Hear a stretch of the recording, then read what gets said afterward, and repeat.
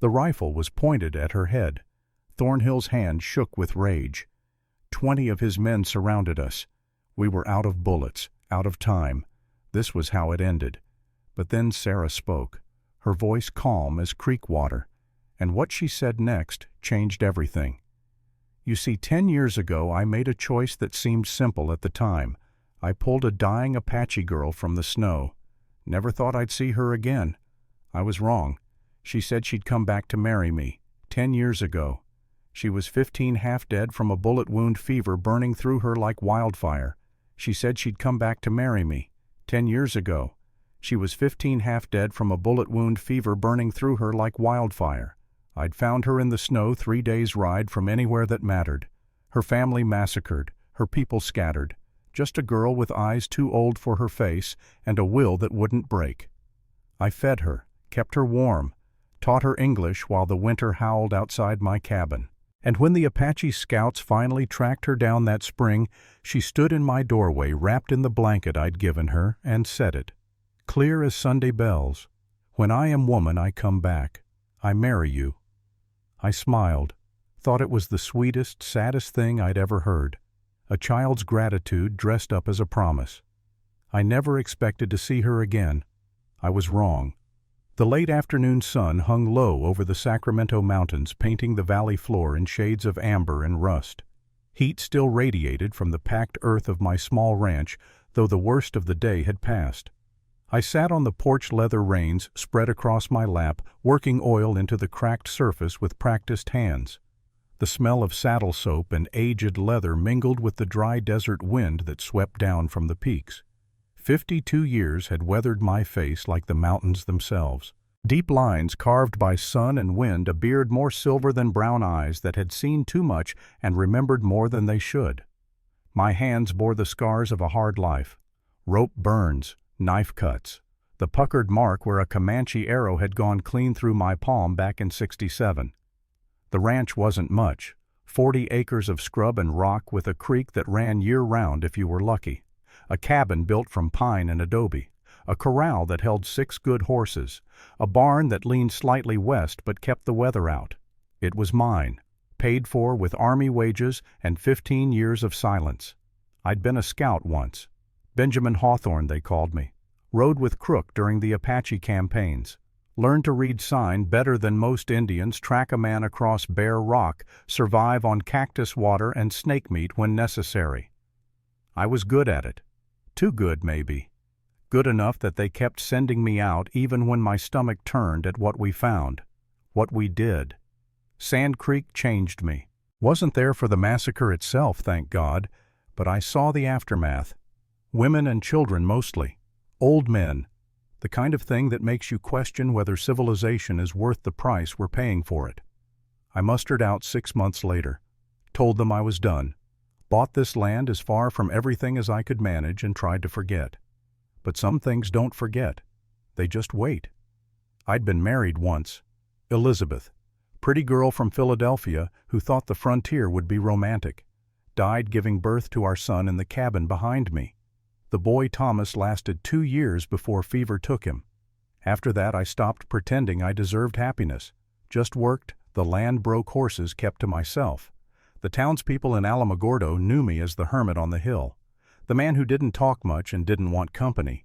17 years I'd lived that way. 17 years of silence broken only by the wind and the horses and the occasional visit from Doc Wilson when he needed help with a difficult animal. It was enough. Or so I told myself. The sound of hooves on hard ground made me look up. At first I thought it was heat shimmer, the way the air dances when the desert floor gives up its warmth. But the shape resolved as it came closer, walking slow and steady up the trail that led to my porch. A horse, yes, but also a rider. Small frame, dark hair and long braids that caught the golden light. My hands stopped moving. The leather reins fell slack in my lap. I knew those braids, knew that way of sitting a horse like she'd been born in the saddle, knew the set of those shoulders even though a decade had passed and she'd grown from girl to woman. She stopped at the edge of my property, maybe 20 paces from the porch. Didn't dismount. just sat there on a paint mare, looking at me with eyes that hadn't changed at all. Dark as creek stones, deep enough to drown in. Sarah. The name came back to me like a prayer I'd forgotten I knew. Sarah Moon that rises. Dakea in her mother's tongue. The girl I'd found bleeding in the snow 10 winters past. The child who'd trusted me when she had no reason to trust any white man. The one who'd made a promise I'd never expected her to keep. I stood slowly setting the reins aside. My knees protested. Everything protested these days. But I got to my feet and stepped down from the porch boot heels crunching on gravel. She didn't smile, didn't speak, just watched me with that same intense focus I remembered, like she was reading something written in a language only she understood. The sun behind her made a halo of dust and light. She wore buckskin traditional Apache dress, but with concessions to the white world. A cotton shirt beneath the leather vest. Boots instead of moccasins. Her hair was clean and braided with colored thread. Not the desperate, starving creature I'd pulled from the snow. A woman now, full-grown and frightening in her beauty. I stopped 10 paces away. Didn't know what to say.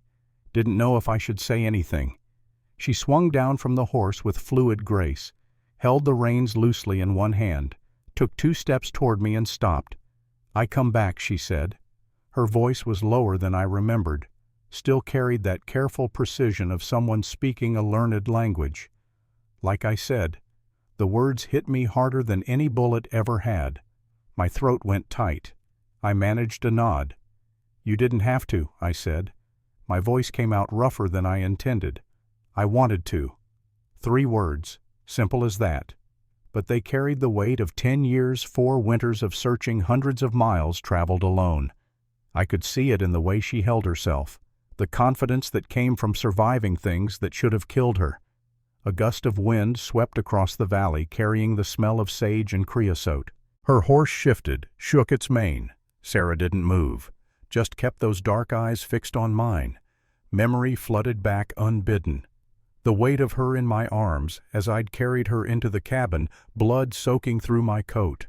The way her breath had rattled in her chest, wet and desperate. The fever that had burned for 3 days straight while I'd forced water down her throat and prayed to a God I wasn't sure was listening. I'd found her near Dead Man's Pass, 3 days north of here. Winter had come early that year, snow already thick on the ground. I'd been tracking a mountain lion that had killed one of my horses when I'd seen the tracks. Unshod ponies, 7 or 8 of them. And then the blood trail. Too much blood. The raiders had hit at dawn, she'd told me later, when her English was good enough to form the words. White men with rifles. Hired guns looking for Apache scalps because the territorial government was still paying bounty. Her father had died, first shot off his horse, trying to draw them away from the women. Her mother and younger sister had fallen next. Sarah had run. A bullet had found her anyway, high on the left side, just below the ribs. She'd crawled for 2 days before I found her. Maybe would have made it another few hours before the cold or the blood loss finished what the bullet had started. I'd made a choice that day. Knew it was dangerous keeping an Apache in my cabin with the territory still bleeding from decades of war. But I'd seen too much death already. Caused too much of it myself. I couldn't walk away. 3 weeks she'd stayed with me. Long enough for the wound to close. Long enough for her to learn basic English and for me to pick up a little Apache. Long enough for her to stop flinching every time I entered the room. We'd developed a routine. I'd leave food on the table and step outside. She'd eat and leave the plate by the door. Slowly, carefully, trust had formed. The scouts had found her on the first warm day of spring. I'd known they were coming, seen the signs 2 days before they arrived. Could have hidden her. Part of me wanted to. But she had a right to her people, to her life. I couldn't keep her just because I'd gotten used to having someone else in the cabin. When they'd arrived, 5 warriors led by an older man with gray in his braids, I'd brought Sarah outside. She'd stood there wrapped in the blanket I'd given her, looking small and lost between 2 worlds. The old warrior had spoken to her in rapid Apache. She'd responded just as quickly. Then she'd turned to me. "When I am woman, I come back. I marry you." The warriors had looked shocked. The old man, who I'd later learn was her Uncle Grey Wolf, had protested loudly. But Sarah had just looked at me with those creekstone eyes and smiled. A small, sad smile that said she knew it was impossible but wanted to say it anyway. I'd smiled back, touched her shoulder briefly, told her to go with her people, be safe, have a good life. I never thought I'd see her again. But here she stood, a decade later, still wearing that same expression, still carrying that same impossible promise. "Come inside," I finally said, managing to push the words past the tightness in my chest. "Let's talk.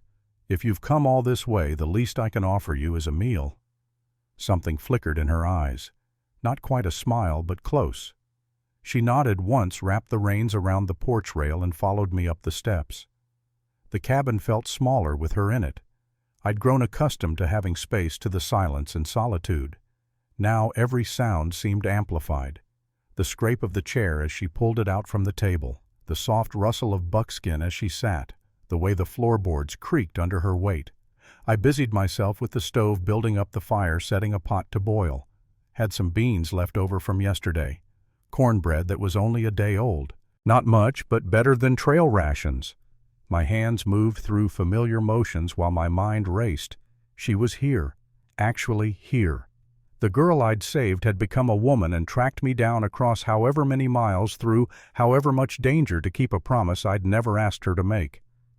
Why? The question burned, but I couldn't ask it. Not yet. First, we needed to find our footing. Remember how to be in the same space without the immediacy of survival driving us. I glanced back at her as I stirred the beans. She sat with her hands folded on the table, looking around the cabin with careful attention.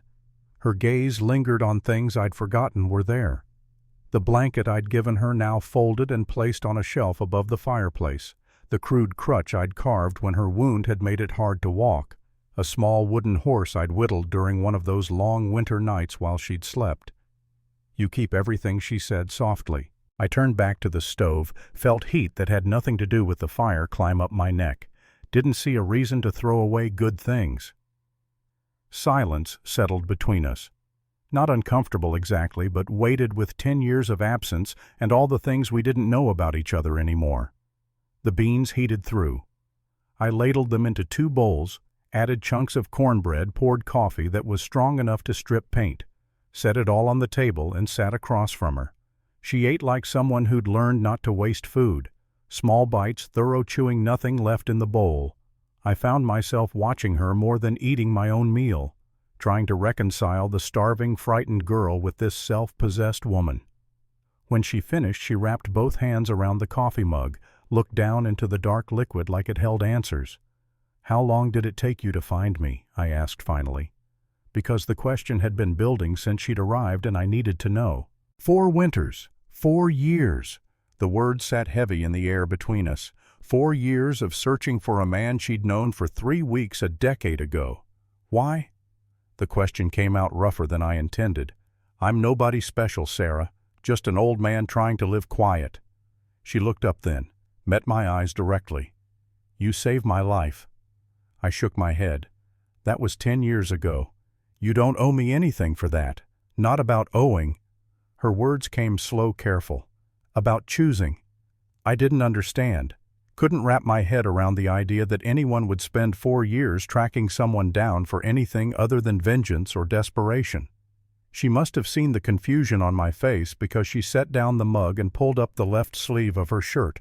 The scar was there exactly where I remembered it, puckered and pale against her darker skin. The place where the bullet had gone in, and I'd dug it out with a knife sterilized in whiskey while she'd bitten down on a piece of leather and tried not to scream. "You saved me here," she said, touching the scar. Then she moved her hand to her chest directly over her heart. "And here." I looked away. Couldn't hold that gaze any longer. My coffee had gone cold, but I drank it anyway, needing something to do with my hands. 4 years, I said again. "That's a long time to look for someone. Your people must have needed you." Her face went still. Something flickered behind her eyes. Pain maybe, or grief. Both. "My people," she said slowly, "are gone." The words dropped like stones into still water. I waited, didn't push, let her find whatever words came next. Soldiers come 2 winters ago. Say we must go to reservation. Say we must leave our land, our homes. Some warriors fight. Many die. Rest they take north. Oklahoma Territory. Put behind fence like animals. I'd heard about the relocations. Everyone had. It was official policy now sanctioned by Washington. Round up the Apache, ship them east, let them die quietly out of sight. Civilization marching forward over the bones of the people who'd been here first. And you, I run. Her jaw set. Before they take me, before they put me in cage, I run and I look for you. Because I'd saved her life. Because she'd made a promise. Because in all the world, across all those miles and all that danger, I was the one thing she'd remembered as good.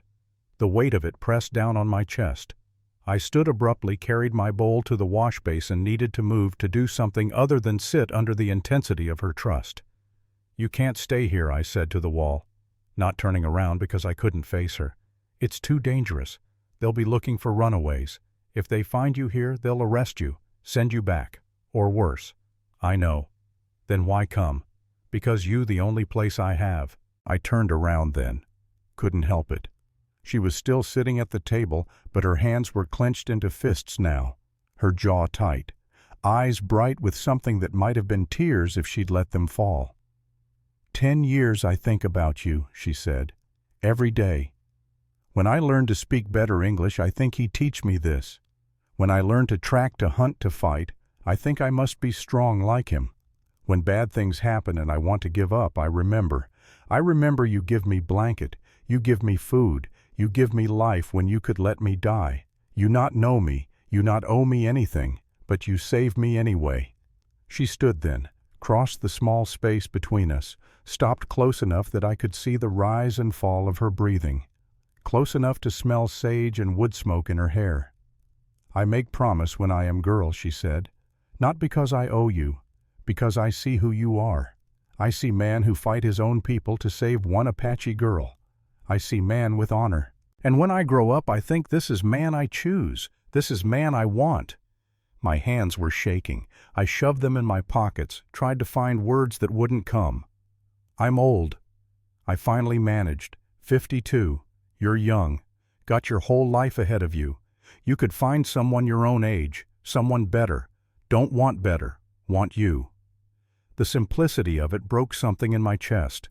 I'd spent 17 years believing I didn't deserve a second chance, that God had taken my family as punishment for the blood on my hands from those years in uniform. I'd made peace with dying alone, convinced myself it was what I deserved. But this woman, this beautiful, stubborn, impossible woman, she was offering me something I'd stopped believing in. Not just companionship, not just comfort. Redemption. I can't give you what you deserve, I said, voice barely above a whisper. You already did. She reached out, touched my arm gently. You give me life. Now I give mine to you. Before I could respond, before I could figure out what to say to that, we both heard it. The sound of horses. Multiple riders coming fast up the trail. Sarah's hand dropped to her side. Her whole body went tense, ready to run or fight. I moved to the window, peered out through the gap in the curtains. 5 men on horseback. Apache by their dress and the way they sat their mounts. The one in front was older gray, streaking his black hair face, carved by time and weather, into something hard and proud. I recognized him even after 10 years. Gray Wolf. Sarah breathed the name like a curse. Stay here, I said. Let me talk to them. No. She moved to stand beside me. This is my choice. I speak.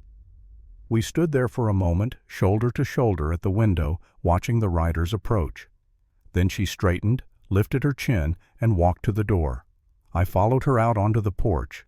The 5 Apache reined in their horses at the edge of the property. Gray Wolf sat his mount like he was carved from the same stone as the mountains behind him. His eyes found Sarah, immediately tracked over her like he was checking for injuries. Then they shifted to me. Cold, assessing, remembering. Dakea. His voice carried clearly across the dusty yard. You must come home. Sarah answered in Apache words flowing fast and sharp. Gray Wolf responded in kind, his tone hardening. The other warriors shifted in their saddles, hands moving closer to the rifles slung across their backs. I didn't understand the words, but I understood the tone. Argument, demand, refusal. Sarah's voice rose forceful, brooking no compromise. Grey Wolf's face darkened. He said something that made the other warriors exchange glances. Then Sarah switched to English. So I would understand. So there would be no confusion about where she stood. I am not going back, Uncle. I make my choice. Grey Wolf's gaze shifted to me again. Lingered. I stood my ground, kept my hands visible and away from the rifle I'd left leaning by the door. You, he said. His English was better than I expected. You keep my brother's daughter from her people. I gave her a choice, I said, same as I did 10 years ago. She's free to go or free to stay. That's her decision, not mine. She is blood of the Apache. She belongs with us. She belongs to herself. The words hung in the air between us. Grey Wolf's jaw tightened. For a long moment I thought he might order his warriors to attack, consequences be damned. But then Sarah stepped forward, putting herself between us. She spoke in Apache again. Long sentences, measured and clear. I watched Grey Wolf's face as she talked. Saw anger give way to something else. Resignation maybe. Or respect. When she finished, silence stretched. One of the younger warriors said something quietly. Grey Wolf shook his head once sharp. You taught her to be stubborn, the old man said to me. His English carried the weight of accusation. No, sir. She came that way. I just fed her while she healed. Grey Wolf looked at Sarah again. Something passed between them. A conversation without words, built on shared blood and shared loss. If you stay with this man, he said to her, switching to English, you cannot come back. The tribe will not welcome you. You understand this? I understand. If he hurts you, if he breaks your heart, I will know, and I will return with more than words. Sarah nodded. I know. Grey Wolf turned his attention to me one final time. His eyes were hard as flint. You think you know her. You think saving her life 10 years ago makes you worthy of her now. But you are wrong. She is stronger than you, braver than you. She has survived things that would break most men. Do not mistake her kindness for weakness. I don't, I said, and I won't. See that you don't. He gathered his reins. Because if you do, white man, I will make you wish the Comanche had finished you when they had the chance. With that, he wheeled his horse around. The other warriors followed. Within moments they were riding back down the trail, dust rising in their wake. Sarah stood motionless until they disappeared from sight. Then her shoulders sagged slightly. Just a fraction, but enough that I saw it. Enough that I understood the cost of what she'd just done, standing up to her family, choosing me over her blood. You didn't have to do that, I said quietly. Yes, I did. He's your uncle, your family. You are my family now. She turned to face me, eyes dry but fierce. I choose you, like I said I would, like I always will. The sun was setting now, painting the mountains in shades of purple and gold. The temperature was dropping fast the way it did in the desert. Soon it would be cold enough to need a fire. Come inside, I said again. We'll figure this out. She nodded, took one last look at the empty trail where her uncle had disappeared, then followed me back into the cabin. That night we sat by the fire and talked, really talked for the first time since she'd arrived. She told me about the 10 years since I'd last seen her, how the Apache scouts had taken her back to her people, how she'd been welcomed but also changed by her time with me, how learning English had made her useful as a translator when the soldiers came, how she'd watched her world shrink and fracture under the pressure of westward expansion.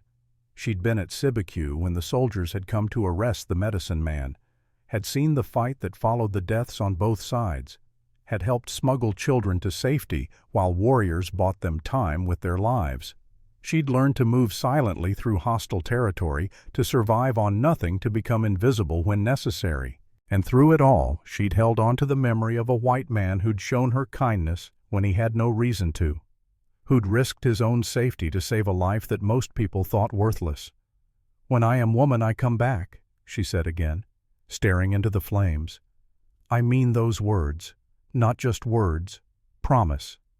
I told her about my 17 years of solitude, about Elizabeth and Thomas buried on the hill behind the cabin, about the ghosts that kept me company on long nights when sleep wouldn't come, about the work I did breaking horses because it was something I understood, something that didn't require me to think about what I'd lost.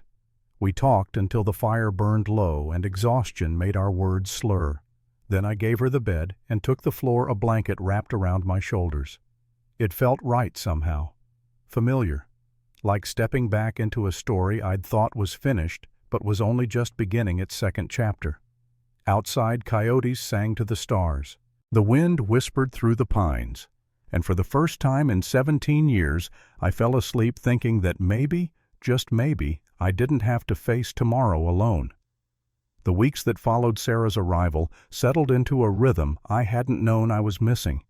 She rose before dawn, had coffee ready by the time I stumbled out of bed with protesting knees and a back that reminded me of every hard mile I'd ever ridden. She worked without being asked, mending fence, grooming horses, hunting rabbits with a bow she'd fashioned from juniper wood.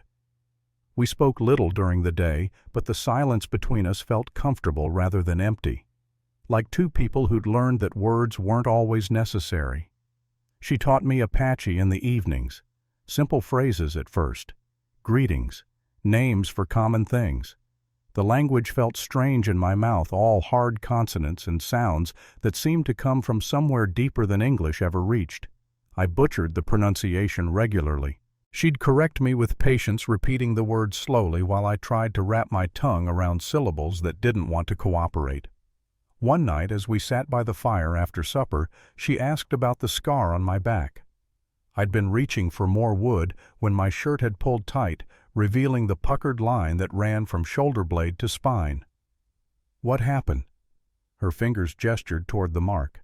I settled back into my chair, felt the old wound pull even though it had been healed for decades. Comanche Lance, back in '69, was tracking a raiding party that had hit a settlement near Fort Concho. Got careless, let them circle behind me. "You live." "Barely." My partner, a Tonkawa scout named Standing Bear, he pulled me out. Carried me 15 miles to the fort on his back. Saved my life, no question. "Where is he now?" I stared into the flames. Dead. Caught cholera 2 years later. Gone in 3 days. Sarah nodded slowly. "Many good people gone. Only the stubborn ones stay." That got a smile out of me. "Guess that makes us both stubborn." "Good," she said. "Stubborn people survive." The peaceful routine couldn't last. Part of me had known it from the moment Sarah arrived, but I'd let myself pretend otherwise. Let myself believe that maybe we could exist in our small bubble, hidden from the world's attention. The first warning came on a Tuesday morning. I'd ridden into Alamogordo for supplies, left Sarah at the ranch with strict instructions to stay out of sight if anyone came by. The town sat in a valley 30 miles east, a collection of adobe buildings and false-fronted stores that served the ranchers and miners who worked the territory. Maria Gonzalez ran the general store, a sturdy building that smelled of tobacco leather and the chili peppers that hung in long ristras from the ceiling beams. She was a handsome woman in her early 40s, widow of a vaquero who'd been killed breaking a Mustang 5 years back. We'd developed a friendship built on mutual respect and the understanding that neither of us wanted more than that. She looked up when I walked in, and something in her expression made me stop. Her dark eyes carried a warning. "Ben," she said quietly, glancing toward the back of the store where 2 men in dusty trail clothes were examining saddles. "We need to talk." I nodded. Started gathering the supplies I needed. Flour, salt, coffee, ammunition. Maria kept her voice low as she tallied the items. "Colonel Thornhill was in here yesterday, asking questions about you." My hand stilled on a sack of beans. Marcus Thornhill, my former commanding officer from the Apache campaigns. A man who'd made his career on the bodies of Indians and wasn't particular about whether they were hostile or peaceful. He'd transitioned from military to civilian life as an Indian agent, a position that gave him power over reservation assignments and supplies. Also gave him ample opportunity for graft. "What kind of questions? Whether you'd been around, whether you'd had any visitors." She lowered her voice even further. "Ben, he knows. About the Apache woman. How someone saw you both riding into town 2 weeks ago. Word travels. You know how it is. I did know. Small towns were their own kind of prison. Everyone watching everyone else. Privacy was a luxury nobody could afford. What did you tell him? That I hadn't seen you in months? That I minded my own business and expected others to do the same? She met my eyes directly. He didn't believe me. I paid for the supplies, loaded them into the wagon I'd borrowed from Doc Wilson. Tried to keep my movements calm and unhurried, even though tension was building in my shoulders. Maria followed me outside. The street was quiet heat already shimmering off the packed earth even though it wasn't yet noon. "Ben," she said. Her voice carried concern. "Be careful. Thornhill isn't just making conversation. He's planning something." "What makes you say that?" "Because I know men like him. My husband used to work for him before we realized what kind of man he was." She crossed her arms. "Thornhill doesn't ask questions unless he already knows the answers. He's building a case, against me, against anyone who gets in his way."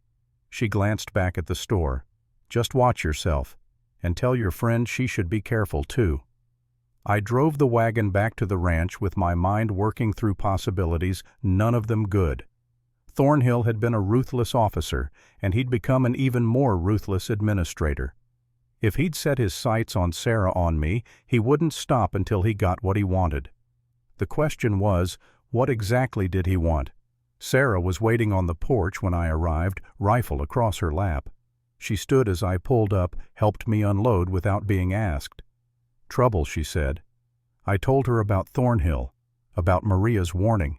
Her face went still as she listened the way it did when she was thinking hard. "This man," she said when I finished, "you know him, used to serve under him. He's dangerous, Sarah, uses the law like a weapon, and he's got no love for Apache. Then we must be ready." I looked at her, really looked. Saw the set of her jaw, the way her hand rested easy on the rifle. This wasn't the frightened girl I'd pulled from the snow. This was a warrior who'd learned to survive in a world that wanted her dead. "You fought before," I said. Not a question. Many times. Her eyes met mine. "After you save me, my people teach me. Teach me to track, to hunt, to fight. They say if white men come again, you must not be helpless." So I learn.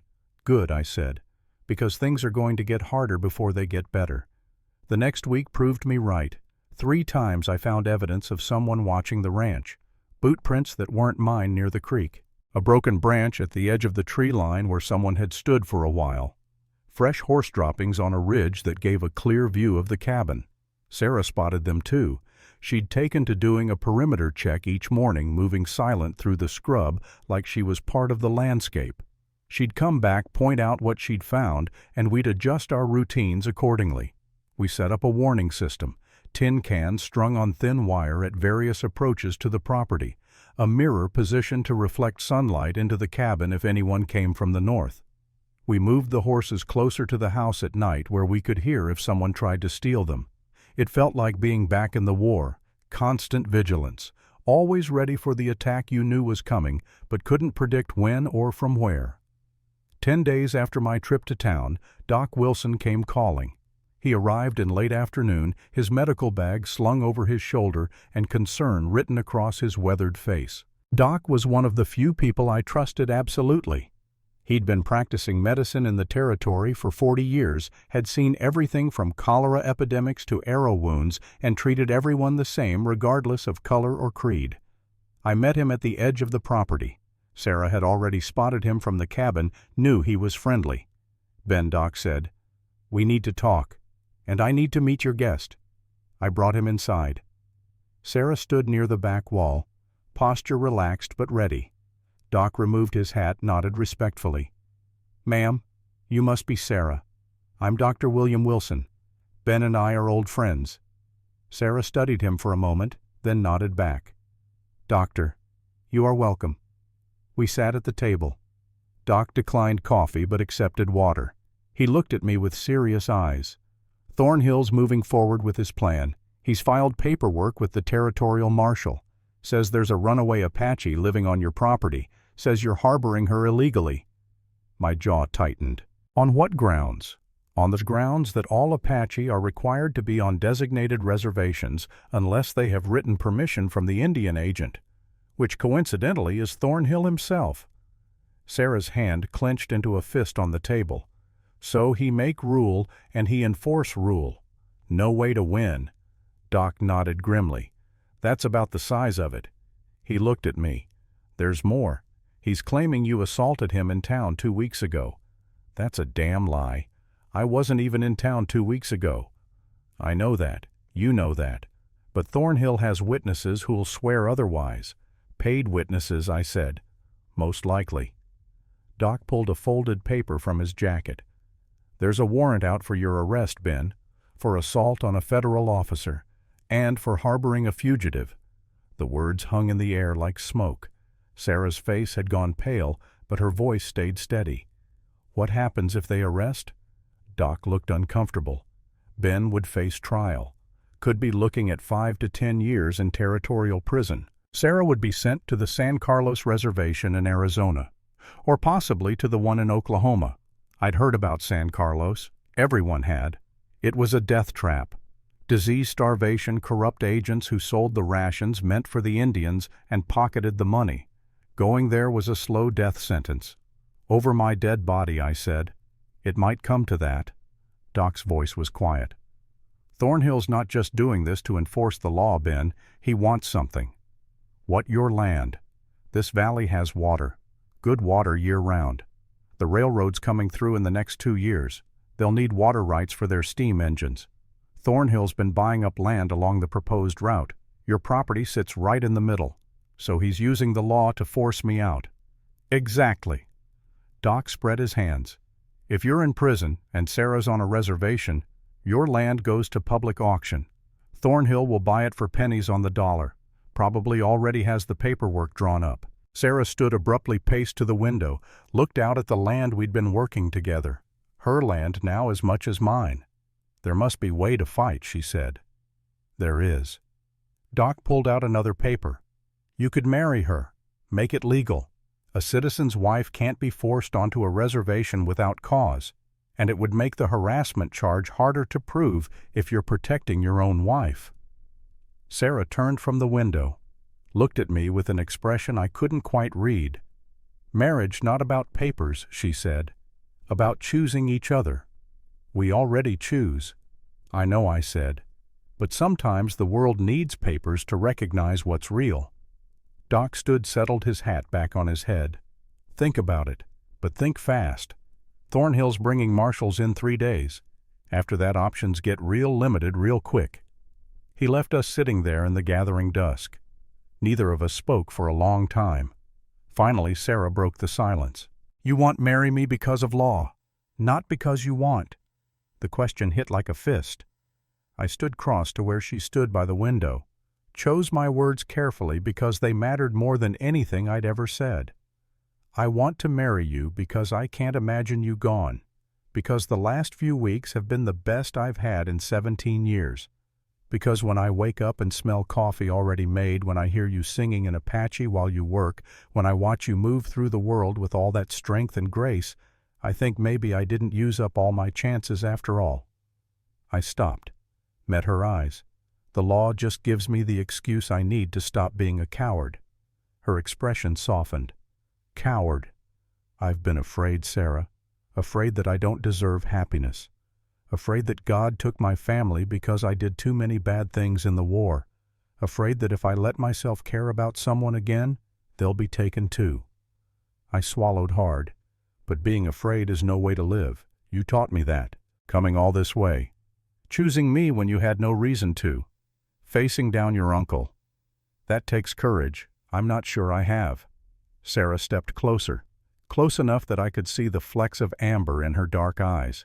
Close enough to smell sage in her hair. You think I'm not afraid? Her voice dropped to almost a whisper. I am terrified. Terrified of losing you. Terrified that I make you target by coming here. Terrified that one day you wake up and realize you make mistake. But fear is not reason to not do something. Fear is reason to make sure we do it right. She reached out, touched my face gently. First time she'd touched me beyond practical necessity.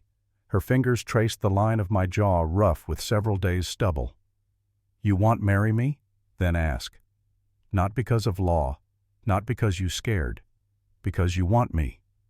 The words came easier than I expected, like they'd been waiting years to be spoken. "Sarah Moon, that rises. I'm 52 years old. Got nothing much to offer except a cabin that needs fixing, some land that people want to steal, and more history than any man ought to carry. But I got something I haven't had in 17 years. I paused. Hope. You gave me that. And I'd be honored, more than honored, if you'd let me spend whatever time I've got left making sure you never regret choosing me." Sarah smiled. Actually smiled slow and genuine. "That is, yes. That's a yes." She kissed me then, soft and brief, but carrying the weight of 10 years and 4 winters of searching. When she pulled back, her eyes were bright. "Then I say yes, too. I marry you. I choose you, like I always say I will." But even in that moment of connection, I could see the shadow cross her face, see the way her gaze shifted toward the window, toward the mountains where Thornhill and his marshals would be coming from. "If we marry," she said quietly, "Thornhill, not stop. He will use other way." "I know. Then we must be ready. Both of us." She straightened warrior again. "You teach me white man ways. I teach you Apache ways. We prepare together." And so we did. That evening, while preparing defenses, Sarah found something that made her freeze. An old Army dispatch box I'd kept hidden under the floorboards. Inside were my service records letters, a faded photograph of my unit. She held up one particular document. Her hands trembled slightly as she read the date, the location. "This village," she said, voice carefully controlled. "This attack. When was this?" I looked at the paper, felt my stomach drop. 64. Before I met you. This is Apache village, near where my mother's people lived." Her eyes met mine. "You were there." "I was a scout. I stopped. Because what could I say? I'd been part of that machine, even if I hadn't pulled a trigger that day." Sarah set down the document, turned away. I saw her shoulders rise and fall with deep breaths. When she turned back, her eyes were wet, but her voice was steady. "You cannot change what you were, only what you are now." She touched my chest. This man who saves Apache girl, this man I choose. That soldier, he is ghost. Let him stay dead." The forgiveness in her words broke something inside me that had been holding together for decades. The next 2 days passed in a blur of preparation. Sarah taught me to read the land the way her people did, how to spot a man-sized disturbance in brush from 100 yards, how to move without leaving tracks in soft earth, how to use the sun and shadows to disappear in plain sight. She was a patient teacher, correcting my mistakes without criticism. I taught her to shoot a pistol properly. She was already decent with a rifle, could hit a target at 200 yards without much trouble. But close quarters fighting was different, required different skills.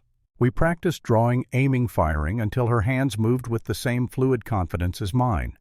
We fortified the cabin, moved furniture to create better firing positions at the windows, stocked extra ammunition in strategic locations, filled barrels with water in case of fire.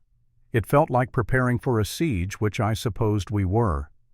On the evening of the second day we took a break. Sat on the porch watching the sun set over the mountains. The air had turned cool, carrying the promise of autumn. "Tomorrow we go to town," I said. "Find the preacher. Make it legal." Sarah nodded. "Then we come back and wait.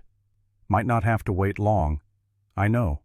She leaned against my shoulder, small gesture, but it felt monumental. "Ben." "Yeah.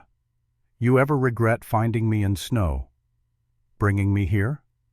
I thought about it, really considered the question, thought about how much easier life would be if I'd never pulled that half-dead girl out of the snow 10 years ago. No complications, no threats, no need to prepare for violence. Not once I said, "Best thing I ever did, even if we die." Even then. I put my arm around her shoulders. "Some things are worth dying for. Turns out you're one of them." She didn't respond with words, just settled deeper against me and watched the stars come out one by one in the darkening sky. We rode into Alamogordo at first light. I'd borrowed a wagon again, wanted Sarah to be comfortable for the trip. She wore a dress Maria had given her weeks back, simple calico that made her look more like a settler's wife than an Apache warrior. Her hair was braided and pinned up. She looked beautiful and nervous and determined all at once. The town was just waking up when we arrived. Shopkeepers sweeping porches, a few early risers heading to the cantina for breakfast. Eyes followed us as we passed. Word had spread. Everyone knew the hermit Hawthorne had taken in an Indian woman. Everyone had opinions. We tied up in front of the small church at the end of the main street. Father Michael was already up, tending the small garden behind the building. He looked up as we approached, brushed dirt from his hands. "Benjamin," he said. His voice carried the lilt of his native Ireland, softened, but not erased by 40 years in America. "And this must be Sarah." "Father," I said, "we're here to be married, if you're willing." He studied us both for a long moment. Father Michael was old, maybe 70, but his blue eyes were sharp and missed nothing. "Does she want this? Or are you forcing it?" Sarah stepped forward. "I want this, Father. I choose him. Nobody force me." The old priest nodded slowly. "Then come inside. We'll talk first. Make sure you both understand what you're doing." We spent an hour in the church. Father Michael asked questions, hard ones, about our intentions and our faith, and whether we understood the challenges we'd face. Sarah answered in her careful English, never wavering. I backed her up when needed, but mostly let her speak for herself. Finally, Father Michael stood. "Very well. I'll marry you. But I'll need witnesses. At least 2. Maria appeared in the doorway as if summoned. "I'll stand witness." Her voice carried quiet strength. "As will I." We all turned. Doc Wilson stepped through the door, medical bag in hand. "Figured you might need someone who could speak to the legality of this union, just in case anyone asks questions later." The ceremony was simple. No music, no flowers, just 5 people standing in a small church while Father Michael read from his prayer book. Sarah and I held hands, both of us aware of the significance beyond the words. This wasn't just a marriage, it was a declaration, a line drawn in the dust that said, we stood together regardless of what came next. When it came time for vows, I spoke first. "I, Benjamin Hawthorne, take you Sarah Moon, that rises to be my lawfully wedded wife, to have and to hold from this day forward, for better or worse, for richer or poorer, in sickness and in health, until death do us part." Sarah's turn came. She took a breath, spoke clearly. "I, Sarah Moon that rises, take you Benjamin Hawthorne to be my lawfully wedded husband." She paused, then added in Apache words I'd taught her to say, "Daya hoe, tu nea e wii, tu jini yishtano." I choose you. I protect you. I stand with you. My pronunciation had been terrible when I'd practiced. Hers was perfect. Father Michael smiled. "By the power vested in me by the territory of New Mexico and the Catholic Church, I pronounce you husband and wife." He looked at me. "You may kiss your bride, Benjamin." I did, gentle and respectful, aware of our audience, but not caring. This moment was ours. Maria hugged Sarah afterward, whispered something in Spanish that made Sarah nod seriously. Doc shook my hand with quiet congratulations. Father Michael produced the marriage certificate, had us all sign it. Made copies that he promised to file with the territorial records. "You're legal now," he said. "Let no man put asunder what God has joined." If only it were that simple. We left the church and walked toward the wagon. Maria accompanied us, chattering about plans for a proper celebration once things settled down. Doc promised to stop by the ranch later in the week to check on us. We were halfway to the wagon when the street suddenly went quiet. Colonel Marcus Thornhill stood blocking our path. He wasn't alone. 4 deputy marshals flanked him, all wearing badges and carrying rifles. Behind them, 3 more men on horseback, faces hard and hands resting on pistol grips. "Well now," Thornhill said, his voice carried across the silent street. "Isn't this cozy? A regular family gathering?" "Marcus," I said evenly. "We're just leaving. I'm afraid I can't allow that, Benjamin. He pulled a folded paper from his coat. I have here a warrant for the arrest of one Sarah Moon that rises, also known as Dakea, for the crime of leaving her designated reservation without authorization. Sarah's hand found mine. Squeezed once. That warrant's no good, I said. Sarah's my wife now. Married legal and proper not 10 minutes ago. A citizen's wife can't be forced back to reservation. Thornhill's jaw tightened. That ceremony means nothing. She's still Apache. Still falls under territorial jurisdiction regarding Indian relocation. Doc Wilson stepped forward. Actually, Colonel, the law is quite clear on this matter. Marriage to a citizen grants certain protections. You can't simply arrest her without cause. The hell I can't. Thornhill gestured to his deputies. Take her. The deputies moved forward. I stepped in front of Sarah, hand dropping to the pistol at my hip. The deputies stopped uncertain. You really want to do this, Marcus? I asked quietly. Right here in the street. In front of witnesses. What I want, Thornhill said, voice rising, is for you to stop interfering with federal law. That squaw is coming with me whether you like it or not. Sarah stepped around me before I could stop her, faced Thornhill directly. Her voice was calm but carried to every corner of the street. I am not squaw. I am Sarah Hawthorne, wife of Benjamin Hawthorne, citizen of territory of New Mexico. She pulled the marriage certificate from her pocket, held it up. I have paper, legal paper. You have nothing but hate. Thornhill's face flushed red. You can't just become civilized by putting on a dress and signing a paper. You're still what you are. A goddamn savage who needs to be put back where she belongs. The mask had slipped. His true feelings, always barely concealed, now laid bare for everyone to see. Maria gasped. Father Michael's face hardened. Even some of the deputies looked uncomfortable. Sarah smiled, but there was no warmth in it. Now everyone see. You not enforce law. You enforce hate. Thornhill lunged forward, hand raised as if to strike her. I moved on instinct, caught his wrist twisted. He yelped, tried to pull free. I held firm. Don't, I said. My voice had dropped to the deadly calm I'd learned in the war. The tone that said violence was a heartbeat away. Don't touch my wife. We stood frozen like that for 5 seconds that felt like 5 hours. Then Doc Wilson's voice cut through the tension. Colonel Thornhill, I believe you're out of line. These good people have broken no law. They have a legal marriage, valid witnesses. Unless you want to explain to the territorial governor why you attempted to assault a citizen's wife in broad daylight, I suggest you stand down. Thornhill jerked his hand free, stepped back. His eyes promised violence even if his body retreated. This isn't over, he said. Not by a long shot. You think you're clever, Hawthorne. You think marrying her solves your problems. But I'll find another way. He looked directly at Sarah. And when I do, you'll wish you'd come quietly. He turned on his heel, stalked toward his horse. The deputies followed clearly, relieved to avoid confrontation. Within moments they were mounted and riding out of town. The street stayed silent for another beat. Then Maria let out a breath she'd been holding. Madre de Dios, she whispered. That man is loco. No, Doc said grimly. He's calculating. And dangerous. He looked at me. You two need to get back to the ranch. Now. And be ready for whatever comes next.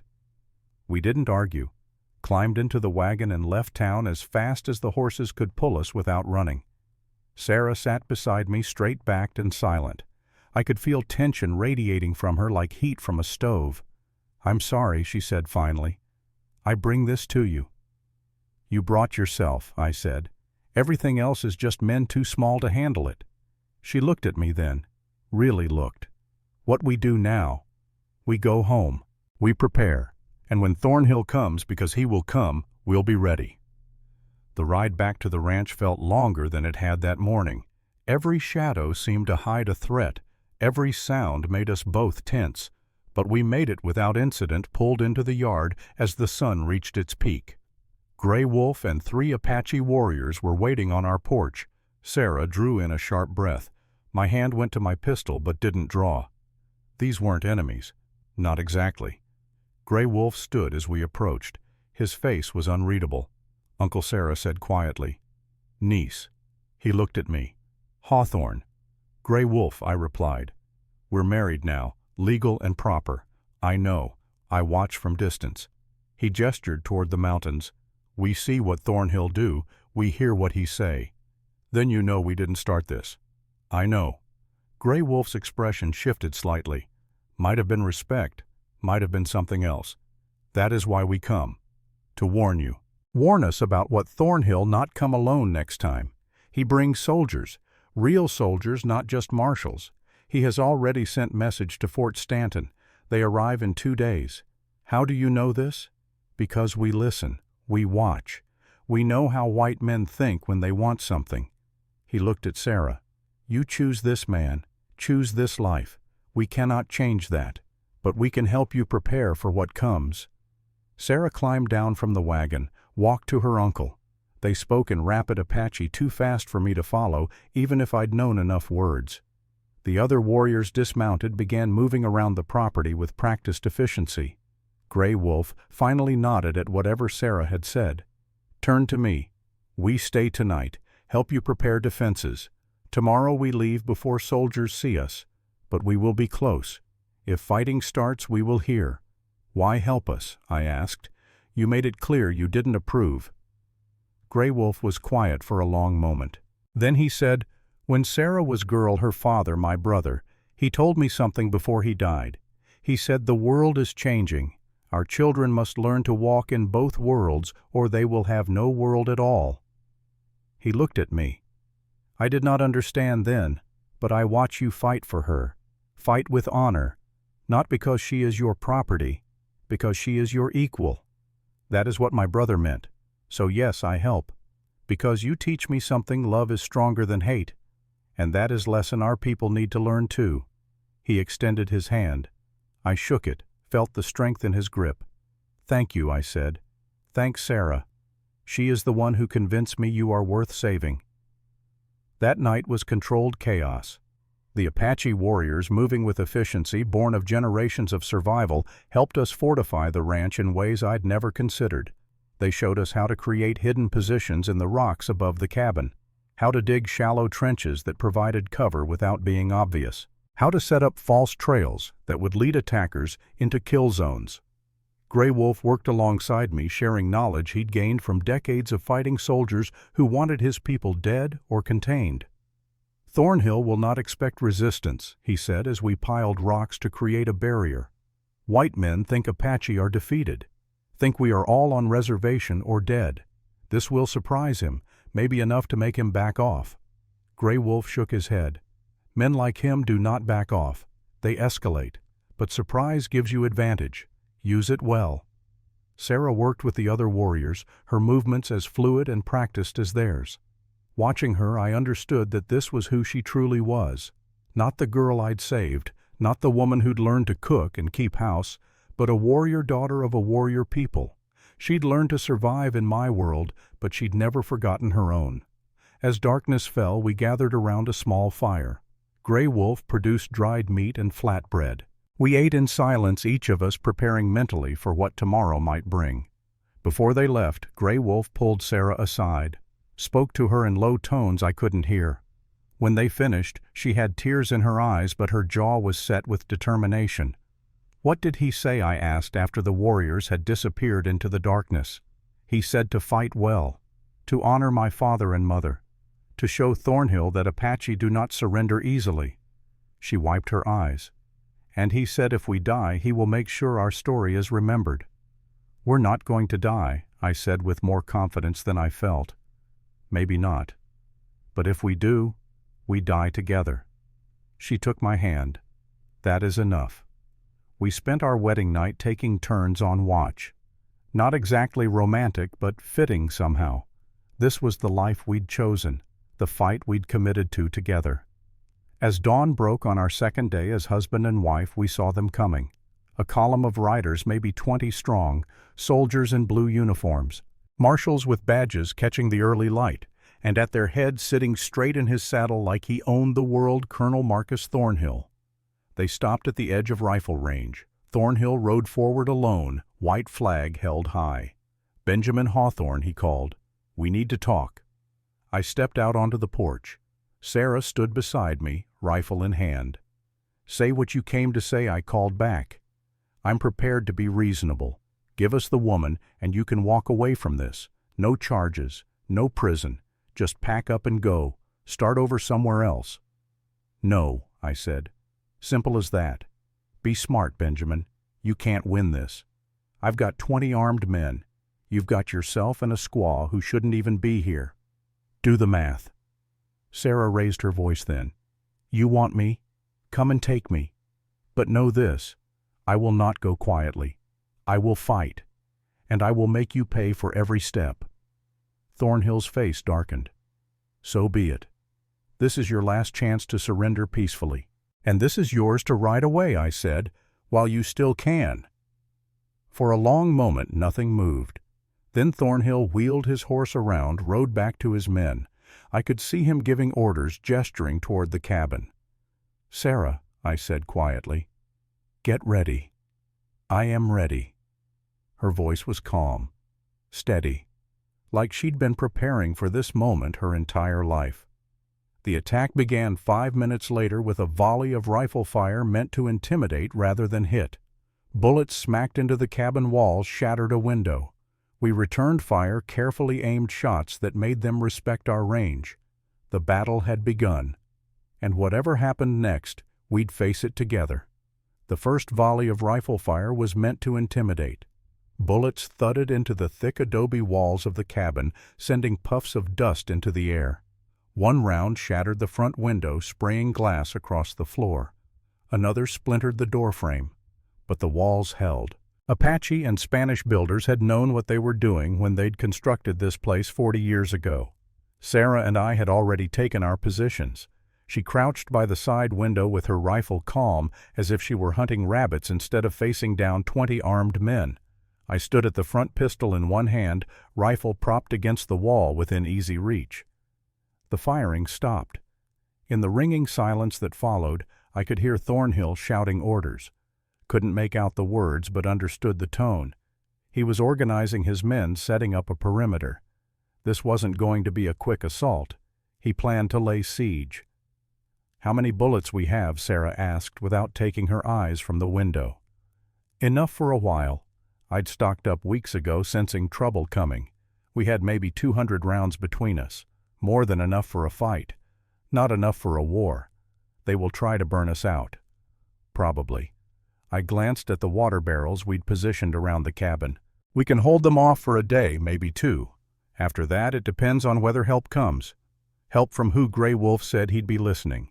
And Doc Wilson knows we're in trouble. If he can get word to the territorial marshal, the real one, not Thornhill's bought men, they might intervene. Many ifs. I know." I moved to the window beside her, peered out carefully. Thornhill's men had spread out, taking cover behind rocks and scrub brush. Professional positions. These weren't just hired guns. Some of them were real soldiers. That makes this harder. "We do hard things," before Sarah said. "We do them again." Another volley of shots rang out. This time they were aiming, trying to find weak spots in our defenses. A bullet punched through the window frame inches from my head. I ducked back, heart hammering. "They're testing us," I said, "seeing how we respond. Then we show them." Sarah sighted down her rifle, squeezed the trigger. The shot echoed in the small space. Outside, someone yelped. "Return fire," she said calmly. "But choose targets. Make every bullet count." I did as she suggested. Picked out a man trying to move closer under cover of smoke. Led him slightly, accounting for distance and wind. Fired. He went down clutching his leg. Not dead, but out of the fight. We traded shots with Thornhill's men for the next hour. Neither side pressed hard. It was a standoff, both of us waiting to see who'd blink first. Then the pattern changed.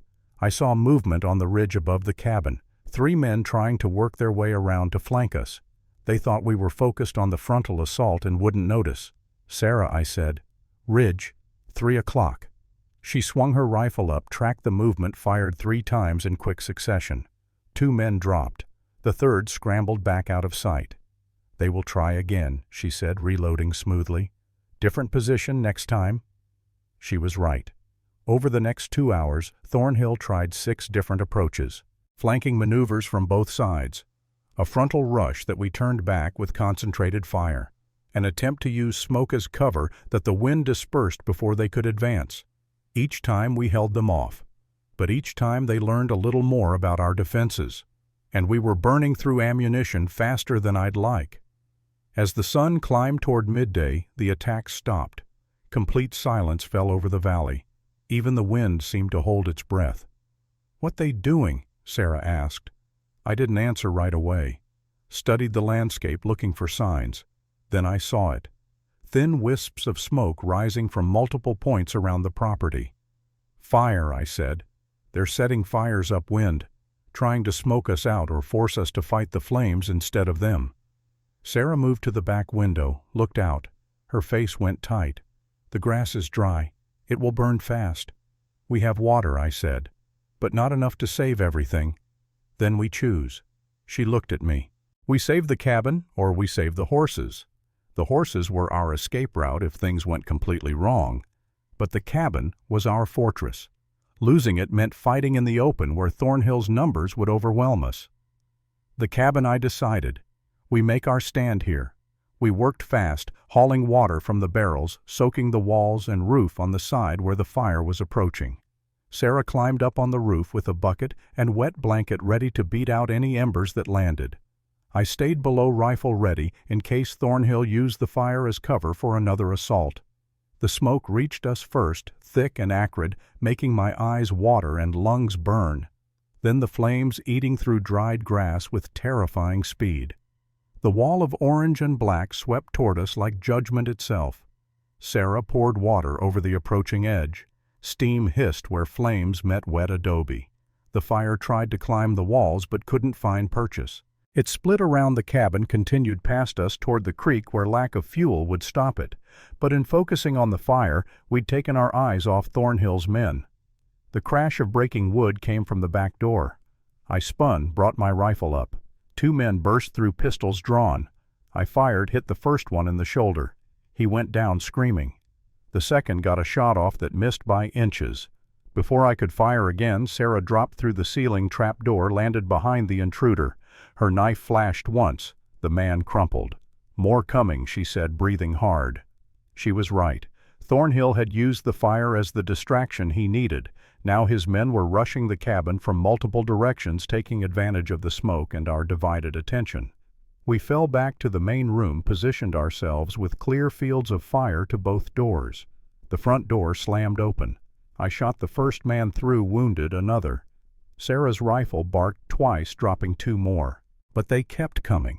Desperate now, or maybe just following orders they couldn't refuse.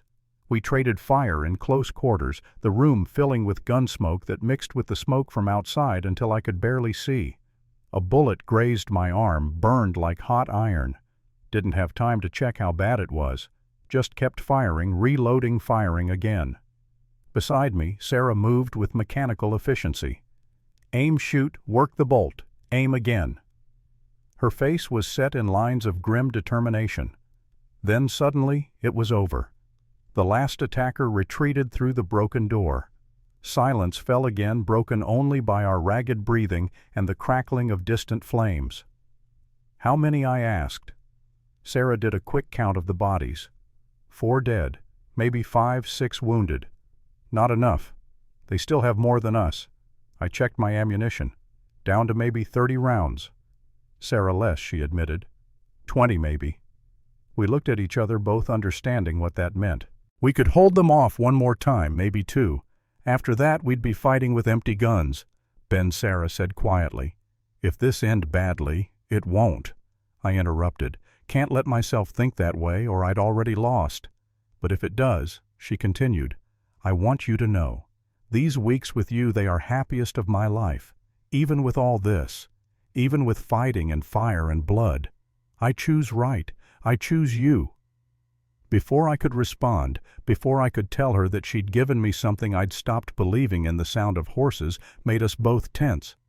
But these horses weren't coming from Thornhill's position. They were coming from the north, from the mountains. And there were a lot of them. Gray Wolf arrived like thunder made flesh. 20 Apache warriors, maybe more, swept down from the high country on painted ponies. They didn't charge Thornhill's position directly. Instead, they circled, firing from horseback with rifles and bows, making themselves impossible targets while raining death on the men who'd been besieging us. Thornhill's forces, already depleted and demoralized from failing to take the cabin, broke. Some tried to return fire, but the Apache were everywhere, and nowhere, striking and vanishing like smoke. Others simply ran, abandoning weapons and positions in their panic.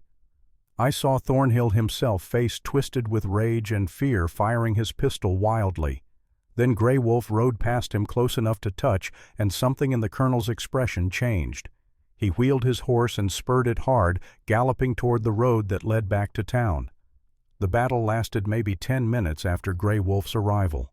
When it ended, Thornhill's men were in full retreat, leaving behind their dead and wounded.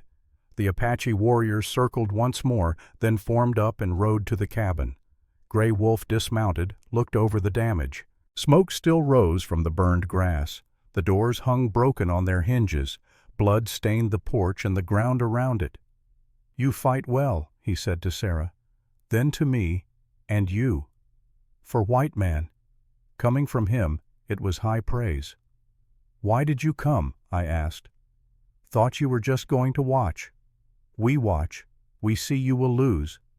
Grey Wolf's face was grave. "I tell Sarah to choose her path, but once chosen, family must stand together. You are family now." Sarah stepped forward, embraced her uncle.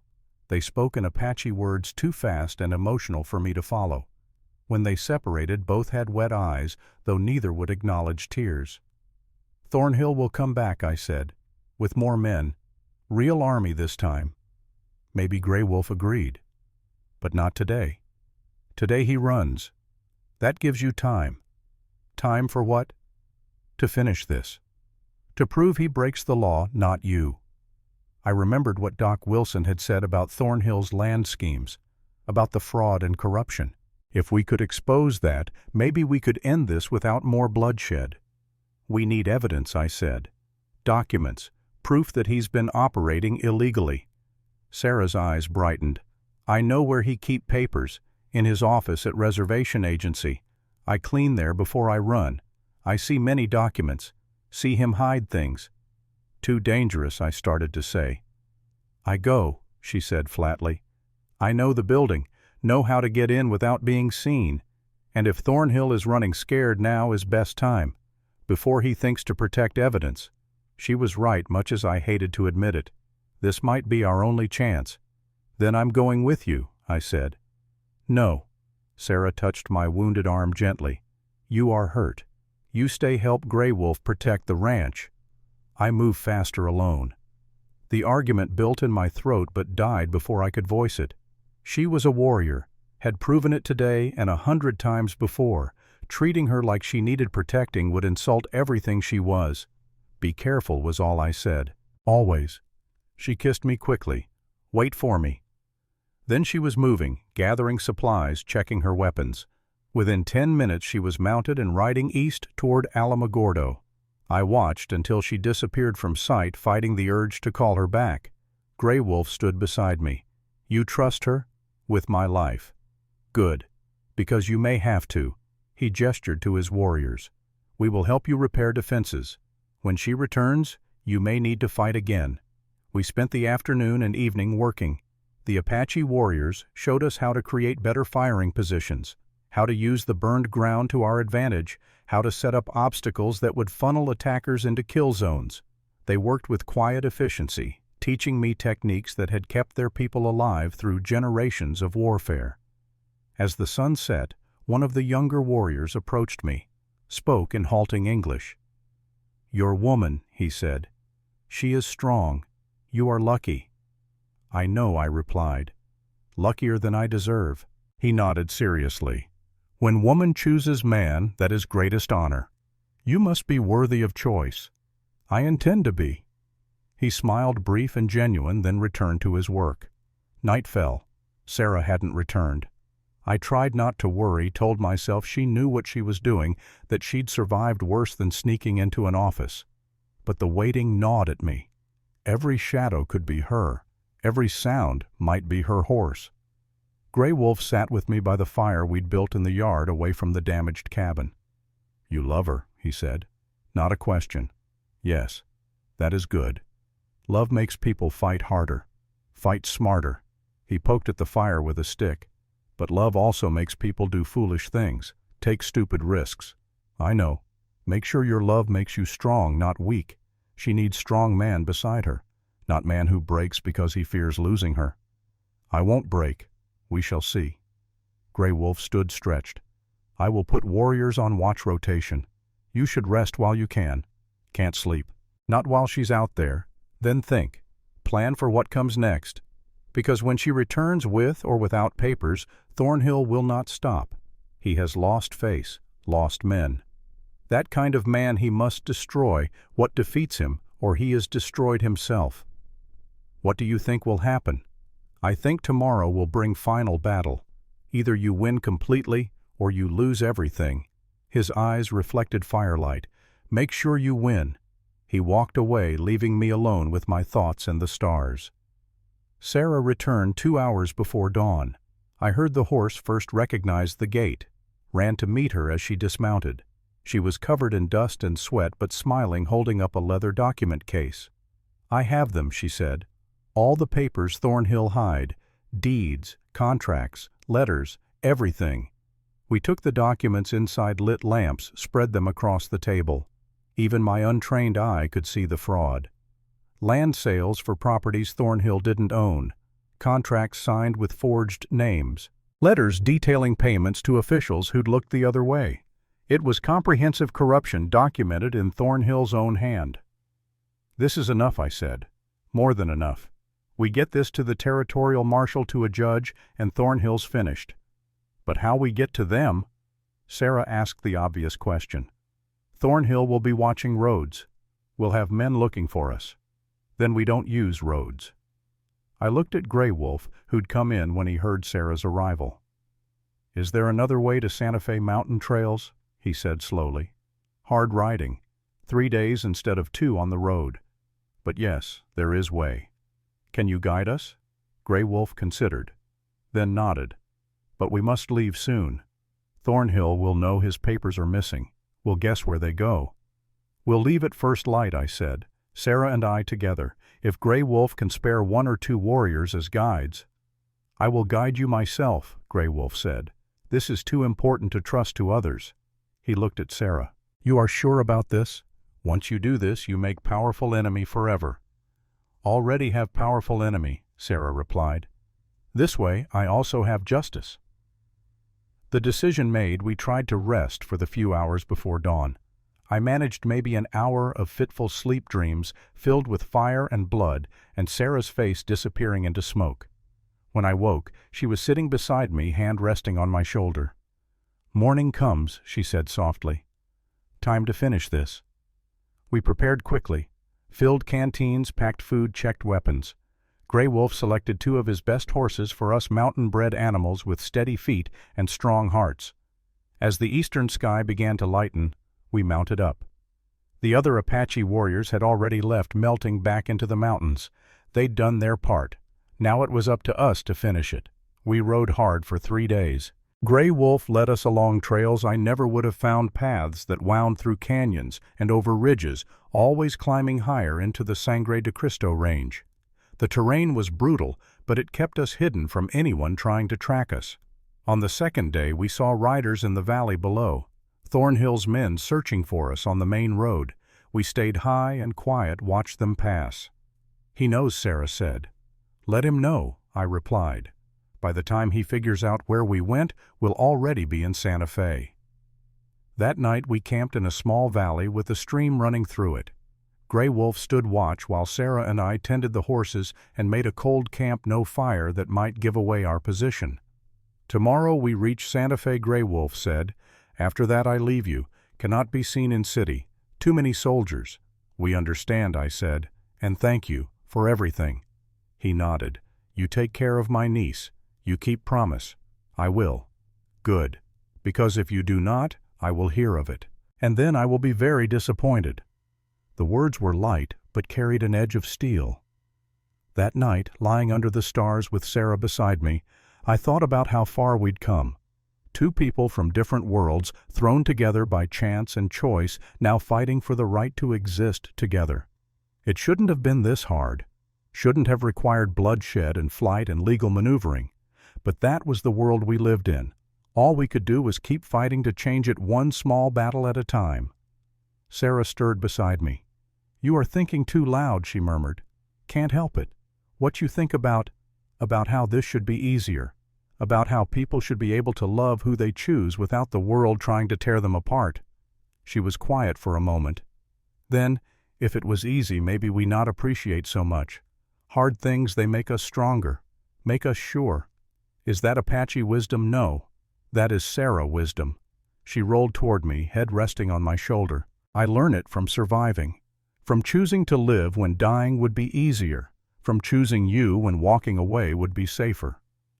"I'm glad you chose me," I said. "Me too." We reached Santa Fe late on the third day. Gray Wolf left us at the outskirts, clasped my arm once in farewell, touched Sarah's face gently. Then he was gone, riding back toward the mountains and the life he knew. Sarah and I continued alone into the city. It was bigger than Alamogordo, full of adobe buildings and narrow streets, Mexican and Anglo cultures mixing in markets and cantinas. We found the office of Federal Marshal James Patterson just before it closed for the day. Patterson was a stocky man in his 50s, with gray mutton chops and eyes that had seen too much to be easily fooled. He listened to our story without interruption, occasionally making notes. When we spread Thornhill's documents on his desk, his expression grew darker with each page he examined. "This is extensive," he said finally, "and damning, if it's authentic." "It's authentic," I said. "Stolen directly from Thornhill's office." "Stolen evidence is still stolen," Patterson said. "But given the nature of these crimes, I think a judge will overlook the method of acquisition." He looked up at us. "You understand what this means? If I pursue this, Thornhill will come after you with everything he has." "He's already doing that," Sarah said.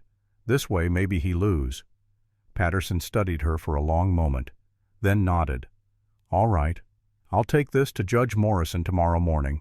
He's honest, which is rare enough these days. If he sees what I see, he'll issue warrants." He paused. "Where will you be staying?" "There's a boarding house near the plaza," I said. "Mrs. Henderson's place. We'll be there. Stay inside. Don't go out unless absolutely necessary. If Thornhill has people in Santa Fe, and he probably does, they'll be looking for you." We took his advice. Spent 2 days in a small room at Mrs. Henderson's boarding house waiting for word. It was strange being cooped up after all the fighting and riding. Sarah paced like a caged cat. I tried to read but couldn't concentrate.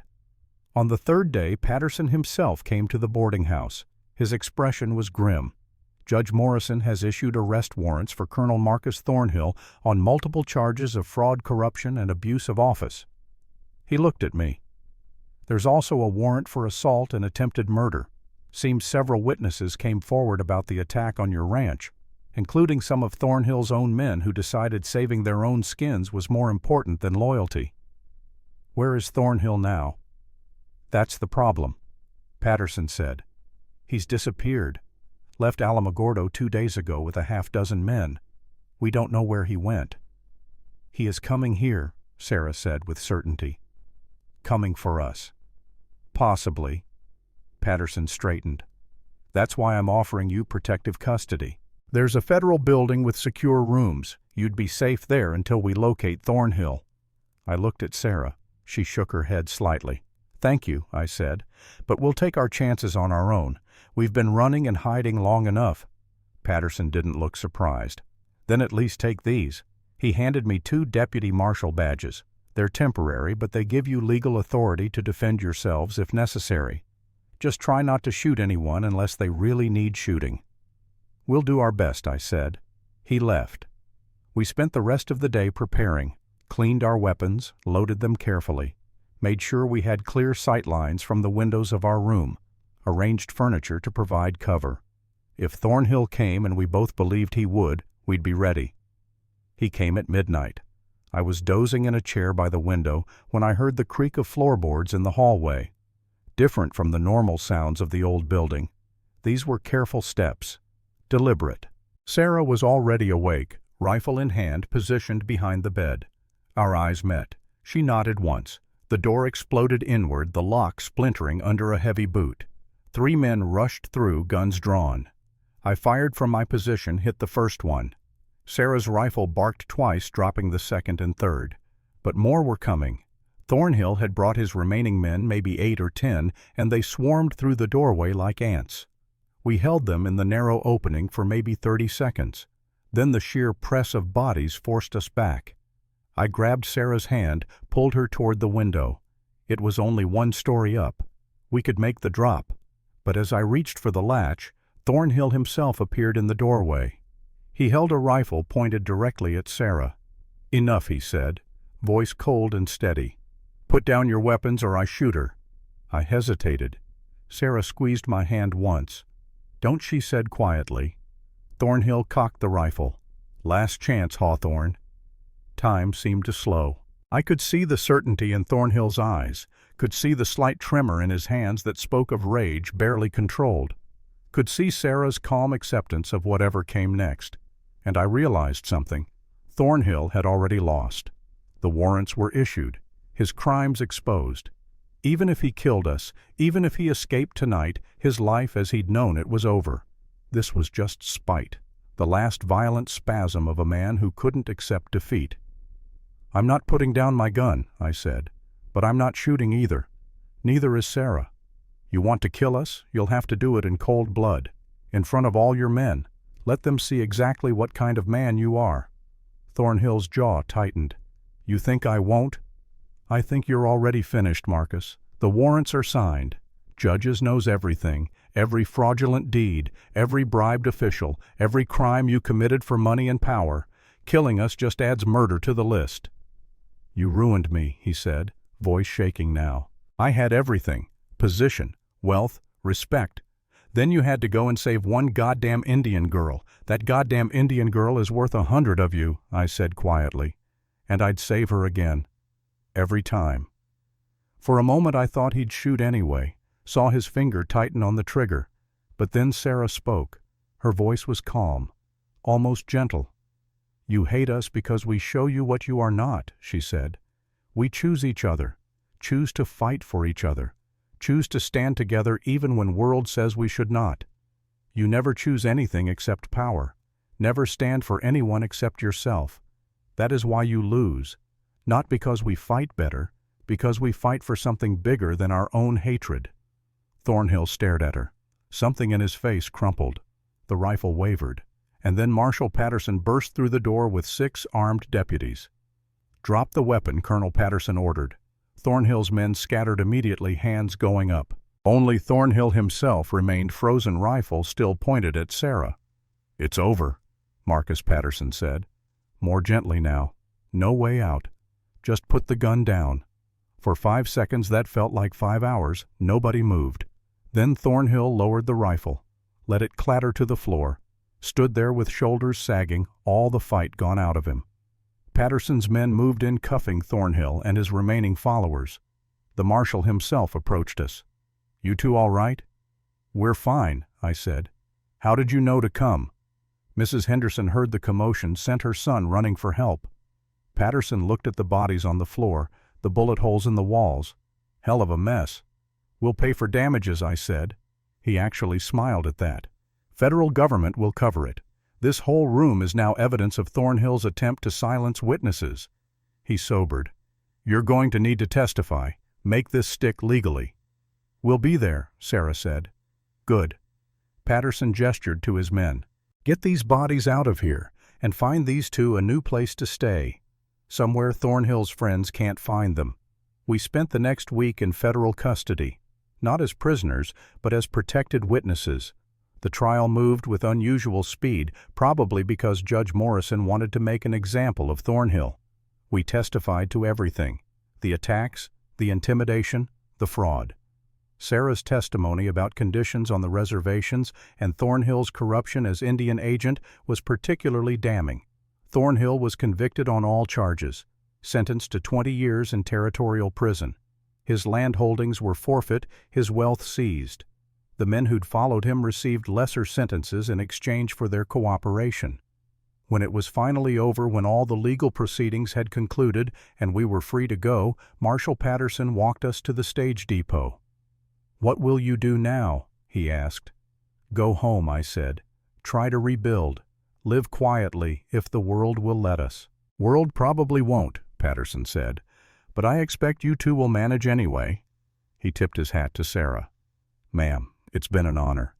"Thank you, Marshal," she replied, "for everything." We took the stage back to Alamogordo, arrived on a crisp autumn morning. The town looked the same but felt different. Word of Thornhill's arrest and trial had spread. People who'd avoided us before now nodded greeting. Some even smiled. Maria met us at the general store, hugged Sarah tightly. "Knew you would win," she said. "Knew it in my heart." Doc Wilson came by that evening, brought whiskey and congratulations. To justice he toasted. And to stubborn people who won't quit. The ranch required weeks of work to repair fully. The burned grass grew back green after the fall rains. We rebuilt the doors, fixed the windows, patched the bullet holes. Gray Wolf visited twice, brought gifts of dried meat and woven blankets. Relations between his people and the town improved slightly. Not perfect, but better than before. We spent the next week in federal custody, not as prisoners, but as protected witnesses. The trial moved with unusual speed, probably because Judge Morrison wanted to make an example of Thornhill. Within 2 weeks, it was over. We testified to everything. 6 months after the trial, Sarah discovered she was pregnant. We stood together on the porch where this had all begun, her hand resting on her belly, my arm around her shoulders. "Girl or boy?" I asked. "Girl," she said with certainty. "She will be strong. We'll know both worlds. We'll be bridge between her people and yours." "Our people," I corrected gently. "Yes," she agreed. "Our people." We named our daughter Emma Rose Hawthorne. Emma for my mother. Rose because that's what Sarah chose, wanting our daughter to have a flower name. She was born in late spring with Sarah's dark hair and my blue eyes crying lustily to announce her presence to the world. Gray Wolf came for the birth, brought gifts from the tribe. A cradle board lovingly crafted, tiny moccasins, a blessing in Apache that translated roughly to "May she walk in beauty." She will know her heritage, I promised him, both sides of it. We'll teach her Apache and English, show her the old ways and the new. "That is good," Gray Wolf said. Held.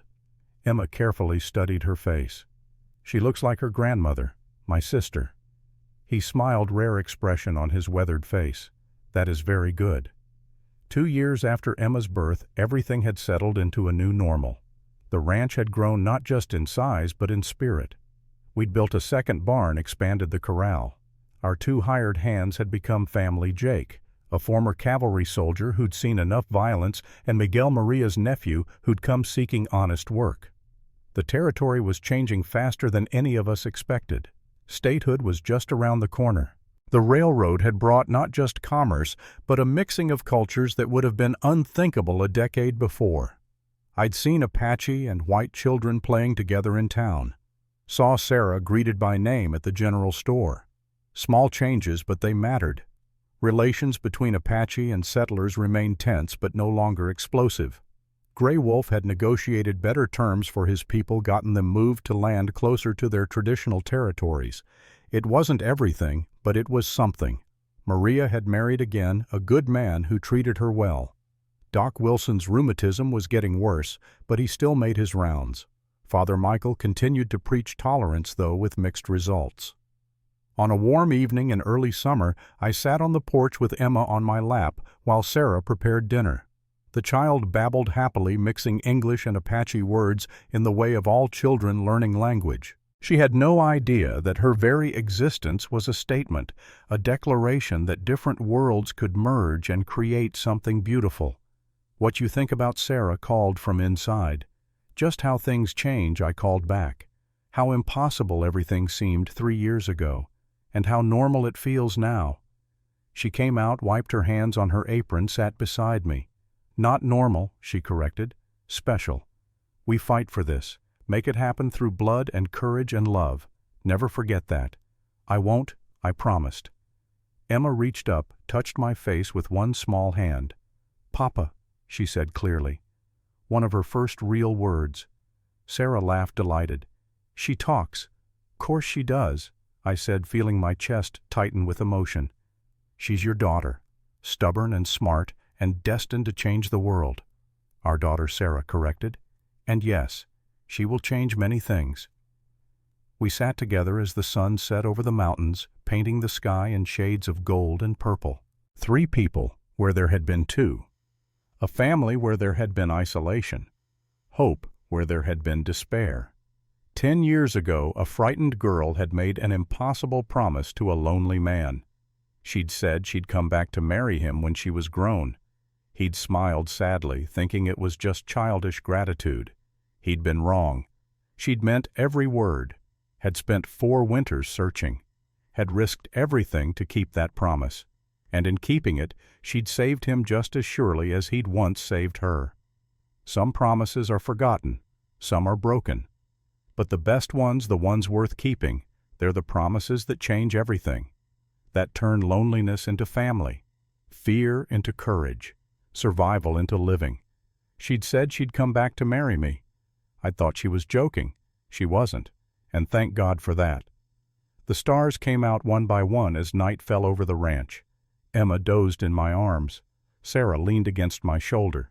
Somewhere in the mountains, Gray Wolf's people sang their evening songs. In the valley, life continued its endless cycle. We'd fought for this peace, bled for it, nearly died for it. But we'd won. Not just the battles, but the war itself. The war for the right to love who we chose. To build a life together despite everything working against us. To create a future where our daughter could walk freely between 2 worlds. It had been hard, would continue to be hard, but as Sarah had said, hard things make us stronger, make us sure of our choices. And I'd never been more sure of anything than I was of this woman beside me. This warrior, this wife, this mother, this impossible, stubborn, beautiful person who'd refused to let the world tell her who she could love. She'd chosen me when I was nobody special, just a broken man living alone with his ghosts. She'd seen something in me worth saving, worth fighting for, worth traveling 4 winters to find. And I'd spend the rest of my life trying to be worthy of that choice. Emma stirred in my arms, made a small sound. Sarah reached over, stroked our daughter's hair gently. "Time for bed," she said softly. We stood, went inside together, put Emma down in her crib. She fussed briefly, then settled thumb, finding its way to her mouth. Sarah and I stood watching her sleep. Our miracle. Our proof that love could overcome anything if you fought hard enough. Tomorrow would bring new challenges, always did. But tonight, we had peace. We had each other. We had this life we'd built from nothing but determination and faith. Some people would say we were lucky. I preferred to think we'd earned it. Every scar, every bullet, every moment of terror and triumph, all of it had led here, to this small cabin, this family, this future. Sarah took my hand, squeezed once.